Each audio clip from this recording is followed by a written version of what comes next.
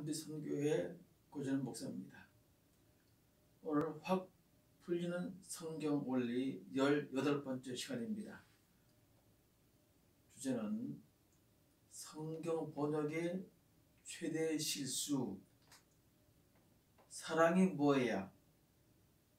라는 것입니다. 먼저 종교와 신앙의 차이를 설명을 하려 합니다. 이미 종교와 신앙이란 제목으로 메시지를 전한 바 있습니다. 자, 다시 환기하면 이렇습니다. 종교란 신에 대한 신앙의 실제가 아니라 관념과 추상이기 때문에 신과의 관계, 즉 대신 관계는 없습니다. 예를 들면 불교에서는 석가모니와 친밀한 관계를 맺고 석가모니와 소통하는 뭐 그런 거 없습니다. 없죠? 참 이상하죠? 불교도들은 석가모니를 경배하고 있는데 석가모니를 믿고 석가모니와 관계를 맺어 사귀고 함께 하는 것을 주 목적으로 하지 않는다는 말입니다. 그 대신 그들은 지성으로 불공을 드리는 행위로 신앙을 대신하는 것입니다. 3000번 절하는 것으로 석가모니를 믿는다고 하는 것입니다. 3000번 일어났다 엎드렸다 해보세요. 지구가 빙빙 돌 것입니다. 힘들어요. 힘든 것으로 석가모니 앞에 절을 했으니 그것으로 내가 잘 믿는다 여기는 것입니다. 바로 종교의 함정입니다. 이 세상의 모든 종교, 아마 종교 중에 종교라고 할 수 있는 회교 역시 그렇습니다. 알라신을 찰떡같이 믿고 알라를 위해 살면 순교는 마다하지 않습니다. 저 유명한 9.11 테러도 알라를 위해서 한 순교 아닙니까? 그러나 알라와 친하게 되거나 알라와 소통하는 거 그런 거 없습니다. 근데 궁둥이를 하늘로 쳐들고 엎드려서 두려워서 엎드려 경배하는 것이 다입니다. 9.11 테러처럼 목숨을 바쳐 경배하지만 관계를 맺거나 친하게 되거나 소통하는 건 없습니다.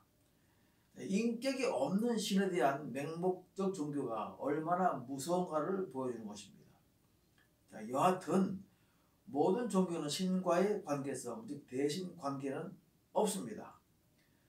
원리적으로 신이 존재하지 않기 때문에 추상과 관념이기 때문에 관계를 맺을 수가 없는 것입니다. 아주 간단합니다. 자, 그러면 남는 것은 대인 관계입니다. 사람과 사람과의 관계만 남습니다. 도덕과 윤리를 지키고 서로 용서하고 희생하고 미워하지 말고 선을 베풀고 함께하고 함께 살아가라는 것입니다. 그러면 그것이 신을 믿는다라는 것입니다. 자, 종교를 믿는 목적은 서로 함께 잘 살라는 것입니다. 자, 어떤 의미에서는 종교를 갖는다는 것은 사회적으로 좋은 일입니다. 자, 대인관계, 즉 사람과 사람 사이의 관계는 한마디로 표현하라면 서로 사랑하라가 될 것입니다. 사랑. 자, 사전적 정의는 어떤 사람이나 존재를 몹시 아끼고 귀중히 여기는 마음이라고 되어 있습니다. 자, 존재를 몹시 아끼고 귀중히 여긴다. 그것은 따뜻한 마음입니다. 자, 따뜻한 마음 없이 누구를 몹시 아끼고 귀중히 여길 수 없습니다. 냉랭하면서 냉정하게 사랑을 할 수는 없습니다. 부모와 자식 간의 사랑, 스승과 제자와의 사랑, 또 친구와 친구와의 사랑, 또 이성 간의 사랑, 또는 거린을 불쌍히 여기는 사랑, 이 모든 사랑은 모두 따뜻한 마음에서 우러난다는 것입니다. 자, 사랑은 모든 종교가 추구하는 것입니다. 석가를 믿든 구홍자를 믿든 알라를 믿든 아니면 무당을 믿든지 모든 종교의 가르침은 서로 사랑하라는 것으로 압축할 수 있습니다. 자, 여기서 지적할 논점은 바로 이것입니다. 종교에서 나온 사랑은 그 종교가 믿는 신과의 관계에서 나오는 것이 아니다 하는 것입니다. 놀랍죠? 대단히 중요한 포인트입니다. 다시 말하면 종교의 신을 사랑하고 그 신도 인간을 사랑하고 그래서 신으로 그 신으로부터 사랑을 배우고 이해하고 신이 함께해서 그 힘으로 사랑을 실천하는 것이 아니다라는 것입니다. 신과는 관계없이 나의 의지로 하는 사랑이라는 것입니다. 즉 인간의 노력과 의지로 하기 때문에 극히 인간적이라는 것입니다. 이 말은 어쩔 수 없이 인간의 체면이나 의무 아니면 억지로 하는 위선 같은 것이 개입될 수 있다는 것입니다. 그래서 종교의 사랑은 인간의 한계가 있다는 것입니다. 자, 기독교는 창조주를 실제로 믿고 따르는 신앙입니다. 종교가 아니라 신앙입니다. 그러므로 기독교는 대신 관계가 절대적입니다. 신과의 관계가 제일 중요합니다. 그래서 신앙의 출발은 인간을 구원하시기 위해 예수 그리스도 이 땅에 오신 하나님, 십자가에 죽으신 하나님의 사랑을 깨닫고 받아들이는 것으로 시작합니다. 그 사랑이 내 안으로 들어와서 나를 변화시킵니다. 그래서 나도 변화돼서 남을 사랑하게 된다는 것입니다. 그렇기 때문에 종교와 신앙은 그 사랑의 발원지가 다릅니다. 종교는 인간의 지정의 인간의 자아에서 시작되지만 신앙은 지정의 인간의 자아를 넘어 더 깊이 들어가 인간의 중심인 그 영에서 발원하기 때문입니다. 자, 사랑이 인간의 중심부인 영에서 발원한다고 한다면 논리적으로 그 의미는 시중에서 사용되는 사전적인 정의와는 다르다는 것입니다. 자, 어디서 말씀드렸죠? 발언한 남편이 그 사실이 들킬까봐 아내에게 갑자기 다이아 반지를 선물합니다. 남편의 사랑에 아내는 감동을 하겠죠? 아내가 영적 시각으로 남편의 실제를 분별하였다면 아마 다이아를 내팽개쳤을 것입니다. 영적 시각에서 나오는 사랑은 인간의 겉모습을 보는 것이 아니라 속의 내면을 본다 했습니다. 우선 그 사람의 진정한 속을 본 다음에 그리고 난 후에 사랑이 시작되기 때문입니다. 다시 설명하면 인간의 겉모습만 보고 사랑하는 사랑은 겉모습 그대로를 죽지 사랑하지만 영적 사랑은 그 내면을 보는 것이기 때문에 처음부터 그 사람을 사랑하는 것이 아니다라는 것입니다. 우선 그 사람의 속의 내면을 파악하는 것이 먼저라는 것입니다. 사랑은 그 다음이라는 것입니다. 왜 내게 다이아를 선물하지? 사업도 어렵다는데 이렇게 되는 것입니다. 자, 성경으로 들어가 보겠습니다. 자, 기독교 성경에서 사랑이라는 단어는 셀 수도 없이 등장하지요. 오죽하면 아예 하나님은 사랑 자체다라는 그런 대목도 있고 논리적으로도 하나님이 인간을 사랑하셨기 때문에 인간을 구원하기 위해 인간이신 예수 그리스도로 이 땅에 오신 것입니다. 자, 예수 그리스도를 믿는 사람들은 아무런 생각 없이 성경에서 나타난 사랑을 감미롭게 받아들입니다. 그러나 곧 의심과 회의에 부딪히게 되지요. 자, 예수 그리스도께서 말씀하기를 너는 원수를 사랑하라 했기 때문입니다. 자, 원수를 사랑하라. 자, 많은 기독교인들이 혼란을 겪고 있는 대목입니다. 원수를 사랑할 수는 없어요. 안 됩니다. 차라리 원수의 꼴을 안 보고 피하거나 어디 멀리 가서 사는 것이 낫지, 원수를 뭐 쓰다듬어 주고 뭐 안아주고 그건 말이 되지 않습니다. 어떻게 원수를 따뜻한 마음으로 품어주라는 것입니까? 속으로는 죽이고 싶으나 겉으로는 웃으면서 악수하거나 포옹해주면 될까요? 안 됩니다. 그것은 또 다른 죄이며 위선입니다. 그래서 원수를 사랑하는 것은 그렇게 특별한 사람이, 제 정신이 헷가닥해서 성경 용어로는 성령이 충만해서 자기도 모르게 자기 의지가 아니고 그래 되는 것이지, 평범한 그리스도인들에게는 해당이 되지 않는다 라고 자유하는 것입니다. 원수를 사랑하라. 못해요. 못합니다. 왜요? 성경의 번역이 잘못되었기 때문입니다. 아니, 번역을 하지 말았어야 했습니다. 자, 원수를 사랑하라의 그 사랑이라는 말은 아가페라는 헬라어 성경 원어 아가페라는 것입니다. 그러니까 아가페라는 단어를 우리말로 사랑이라고 번역하지 말고 그대로 음력으로 그냥 아가페라고 놔두라는 것입니다. 너의 원수를 아가페하라 라고 말이죠. 자, 그러면 사람들은 아가페가 뭐지? 하고 아가페를 주목하게 되고 연구하게 됩니다. 그러나 원수를 사랑하라고 하면 연구가 뭐 필요 없어요. 너무 잘 아니까 사랑? 내가 알지. 사랑?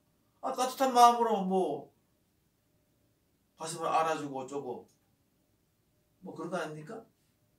원수를 말이죠. 그래서 난 못해가 되는 것입니다. 그래서 성경은 성경이고 현실과는 다르다고 느끼는 것입니다. 원수를 사랑하지 못하는 자신을 의심하게 되지요.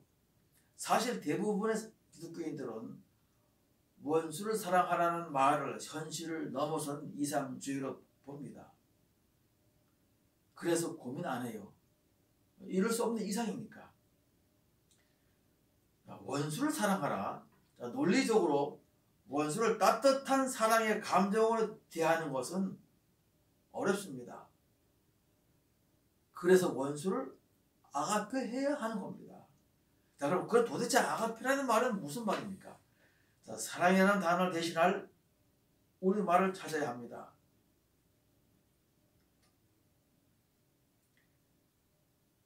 상대의 마음의 중심을 본다는 단어, 영적인 단어겠죠. 영적인 시각으로 보는 그 단어를 찾아야 합니다. 그 단어가 바로 사랑과 연결되기 때문입니다. 자, 그 단어는 상대의 마음의 중심을 본다.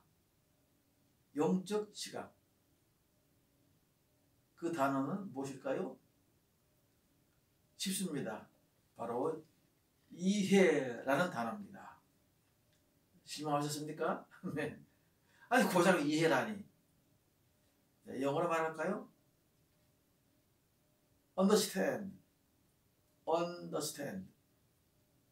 해석하면은 under, 상대방의 밑에 understand 서라는 것입니다. 자, 이해하라는 말은 상대의 밑에 서는 것이니, 즉 상대방의 입장이 되어 보라는 것입니다. 자, 원수가 있습니다.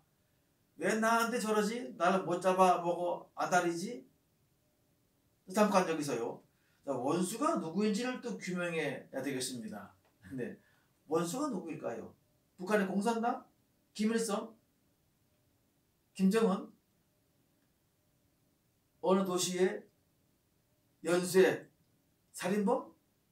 아닙니다. 나하고 직접 관계가 없는 상대는 원수가 아닙니다.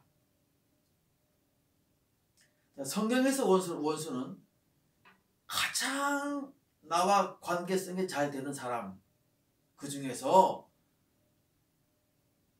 나를 못 잡아 먹어 안달난 사람이 원수라는 것입니다. 가장 관계성이 잘 되는 사람이지만 나를 못 잡아 먹어 안달난 사람이 원수입니다.